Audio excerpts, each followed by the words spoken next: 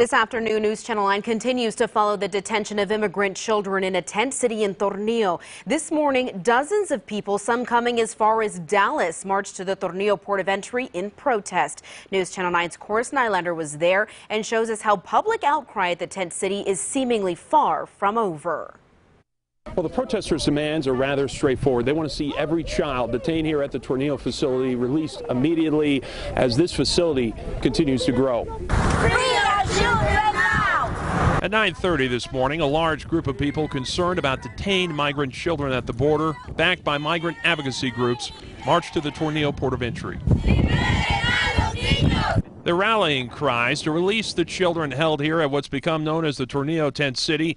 Just approaching the port of entry, the many white tents housing those children can clearly be seen. We see increased threat to immigrant communities and people attempting to cross still because ICE is building a bigger and bigger presence with more money, more power. This temporary shelter was the scene of international attention over the summer at the height of controversy surrounding the Trump administration's zero-tolerance policy, separating children from their families. According to HHS, that practice is stopped here. These children mostly unaccompanied at the border.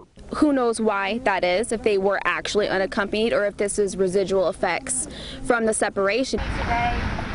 Ashley Heidebrecht helped organize this protest. She says ultimately the timing is to try and keep this conversation going. From the Kavanaugh hearings and attention on the border wall right now, she believes this issue is being forgotten. This, for me, it involves children, and it needs to remain at the forefront. Roger Arnold drove all the way from Dallas to be here to support this cause. He says it's unfortunate the situation has become so political and wants Democrats and Republicans to agree detaining children is wrong.